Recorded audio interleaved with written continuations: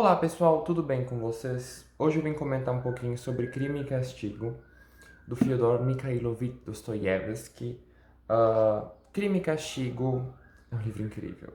E, enfim, eu demorei bastante tempo lendo e finalmente eu vim aqui comentar com vocês. Bom, vamos fazer primeiro uma pequena sinopse do livro e aí depois a gente vai esmiuçando algumas coisas. Crime e Castigo é o livro que vai contar a história, então, do Rodion Romanovich Raskolnikov, o RRR. E o Rodion, ele é um ex-estudante de direito, e ele é um estudante prepotente, assim. Ele é muito pobre, ele é paupérrimo mesmo, e ele faz uma teoria bizarra de que ele é um ser superior e que ele poderia matar outra pessoa. E isso seria perdoado porque ele é um grande gênio da humanidade, né? Então o Rodion vai matar uma velhinha, a Leona Ivanovna. E uh, isso é o crime. E o que é o castigo, né? Bom, o castigo vai ser o Rodion encarnando essa culpa ao longo do livro todo. Então ele é dividido em 6 partes. A primeira parte vai contar o crime e as outras 5 o castigo. E então a gente vai ter aqui um desenvolvimento de um personagem que vai assumir então a culpa do seu crime, às custas de muito drama familiar, psicológico, enfim. É um livro incrível, é a segunda obra do Dostoiévski que eu leio, eu já li o Gente Pobre, e é um livro que vai pegar, você vai ficar refletindo sobre a vida por um bom tempo. Né? Bom, vou recapitular então algumas coisas que acontecem no livro que eu gostei bastante. A história é basicamente essa que eu contei. A diferença aqui é que a gente vai ter um narrador um pouco mais onisciente que vai contando então pra gente o que vai acontecendo. Além disso, a gente vai ter muitos personagens secundários nesse livro. Então a gente vai ter os familiares do Rodion, ele estuda na cidade, financiado aos custos da mãe e da irmã, que vivem uma vida miserável também. A gente vai ter algum casamento arranjado que essa irmã vai arrumar e esse casamento vai se desfazer porque o Rodion odeia o cunhado e o cunhado é uma pessoa mau caráter. A gente vai ter uma família que é bem importante para essa história, que é a família da Sônia, que é uma família. A Sônia vai ser o interesse amoroso do Rodion e a Sônia é uma mulher da vida, né? Uma prostituta. E a Sônia tem uma família desestruturada, né? A Sônia tem um pai que ele é bêbado, então ele trabalha, mas ele não consegue custear a vida da família na casa. E esse pai tem uma mulher e tem 3 filhos, crianças, né? E aí a Sônia se vê obrigada a ir ser prostituta para conseguir sustentar essas crianças e essa madrasta.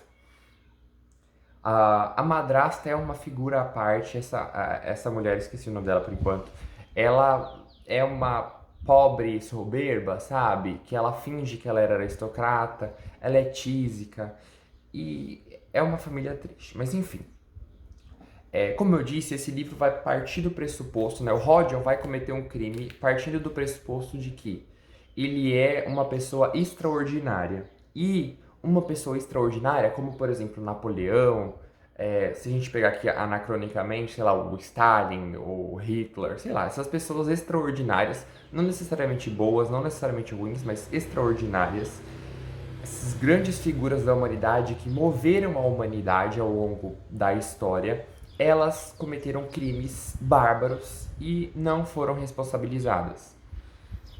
Mataram. E o Rodion vai achar que ele é uma pessoa extraordinária. Ele vai, inclusive, escrever um artigo sobre isso para um jornal. E ele vai, então, decidir matar essa mulher. Essa mulher, essa que morre, ela é uma pessoa que vai penhorar os bens alheios, né?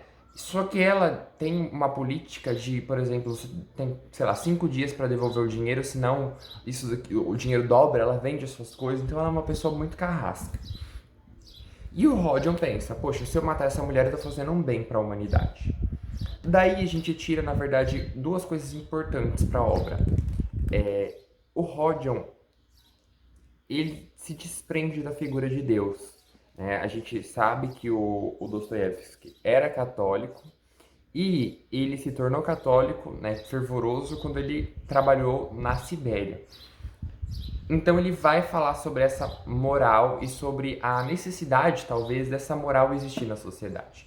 Então o Rodion é uma pessoa que não vai acreditar em Deus e ele, ao mesmo tempo, vai, então, abrir mão dos mandamentos principais de Deus. Não matarás, não mentirás, enfim. E ele vai matar. Então ele não vai ter uma culpa moral de matar. Porém, ao longo do livro, né, do castigo, ele vai adquirindo essa moral. Talvez com que a gente discuta que essa moral da morte e desse Deus que impõe o não matará seja inerte à raça humana, talvez. Não sei dizer, né? E aí, ao longo desse livro, a gente vai acompanhar então a família da Sônia também. E a família da Sônia é uma família muito interessante. Primeiro, porque ela é desestruturada. A gente está acompanhando o núcleo pobre de pessoas que vivem em São Petersburgo, que é, na verdade, a capital do império, se a gente pensar. E a Sônia, né, a família dela é super desestruturada. Apesar de tudo, é a família que vai trazer Deus pro Rodion. A gente vai começar aqui com um pequeno ensaio sobre o que é a pobreza. Na minha opinião, é a melhor descrição do livro. Então a gente tem algumas partes que eu marquei, por exemplo, comenta assim: sendo pobre, há quem ainda preserve a nobreza dos sentimentos inatos, mas na miséria, ninguém e nunca. Então a gente vai tendo uma divisão entre o que é miséria e o que é pobreza, e o narrador vai levando a gente a crer que o Rodion está na miséria, então ele vai perder esses valores, né? E a gente já começa a acompanhar aqui, desde o primeiro capítulo da parte 1, uma pessoa que está culpada e ao mesmo tempo articulada nessa proposta de matar. O Rodion, esse crime que ele cometeu não foi um crime que ele cometeu passionalmente, foi um crime premeditado. E isso é uma coisa interessante. E esse livro lembra muito Gente Pobre. Não pela temática principal, né, pela história, mas pelo esse contexto de pobreza mesmo. E eu gostei muito do começo desse livro, porque ele fala que no início de julho, numa época extremamente quente, um jovem saiu à tardinha do cubículo que tinha alugado na Viela S e, devagar, como que indeciso, foi em direção à Ponte K. É bem interessante, né? E aí, mais pra frente, a gente vai ter, ainda na primeira parte, o encontro do Rodion Romanovich com o pai da Sônia, que é o, acho que é, gente, o Marmeladov. Então ele vai encontrar o Marmeladov, e o Marmeladov tá pra lá de bêbado. E nesse momento a gente tem um trecho muito interessante que lembra uma interpretação bem particular, né, do Sermão do Monte, né, do Sermão da Montanha, que inclusive tem um trecho destacado aqui no verso do livro, né, contracapa, sei lá, nunca lembro qual que é o nome. E aí ele vai falar assim: mas quem terá pena de nós será o que se apiedou de todos, o que entendeu a todos e tudo, ele único. Ele será o juiz. Virá naquele dia e perguntará: onde está a filha que se dedicou à madrasta maldosa e tísica? Às crianças alheias e pequeninas? Onde está a filha que se apiedou de seu pai terreno, bêbado repugnante, sem se horrorizar com a selvageria dele? Aqui ele está falando sobre a Sônia. E virá, e dirá: vem, já te perdoei uma vez, e agora serão perdoados todos os teus múltiplos pecados, porque muito amaste. E julgará a todos e perdoará os bons e os maus, os sábios e os humildes. Senhor, por que os aceitais? E ele dirá: aceito os sábios, aceito os sensatos, porque nenhum deles se achou a si próprios merecedor disso. Não é, na verdade, o Sermão do Monte, mas a gente tem aqui vários trechos que a gente poderia tirar de Paulo, talvez, né? Que vai comentar sobre essa questão da graça e sobre como é possível se alcançar o reino dos céus através da pobreza, por exemplo. Além disso, a gente vai ter alguns outros personagens interessantes, como, por exemplo, o Svidrigailov, que é uma figura interessante, porém talvez desnecessária para a história. Se a gente pensar nesse arco principal, o Svidrigailov não tem muita função, além de promover a saída da irmã, né, da Pulcheria Alexandrovna, não é Pulcheria é a mãe dela, da Avdotya Romanovna, que é a irmã do Rodion, para São Petersburgo. Esse personagem vai ter um arco interessante, ele quer se casar com essa irmã do Rodion, e o Rodion não deixa, porque ele é velho e, enfim, assume-se que ele abusou dela. E no final esse homem vai ter uma vida desgraçada, assim, sabe? Ele é uma pessoa que é muito dada aos prazeres do mundo. Bom, você pode ver um pouco mais sobre essas questões filosóficas do livro no Café com Filosofia, aqui no YouTube. Eu vou deixar os links, Café Filosófico, eu acho. Tem também um vídeo no Literatura Fundamental, do Crime e Castigo. Eu já assisti uns 15 vídeos aqui do YouTube sobre resenha de Crime e Castigo. E eu digo pra você com toda certeza, leia, é um livro interessante. Eu conseguiria lê-lo mais rápido, mas eu acho que é uma leitura que precisa que você absorva. Não é para você decorar a história toda, mas eu acho que ele traz uns trechos muito bonitos que você tem necessidade de reler, sabe?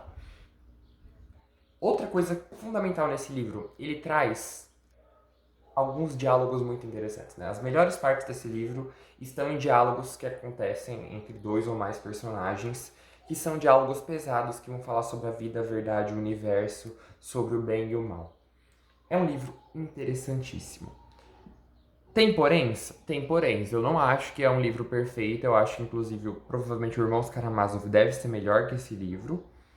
E eu acho que esse livro peca principalmente no final. Eu acho que o final é um pouco corrido e a gente, talvez... a gente traz uma remissão... não seja, talvez, necessária. Uma remissão, fala, né? Uma redenção que talvez não seja necessária. É um livro muito interessante.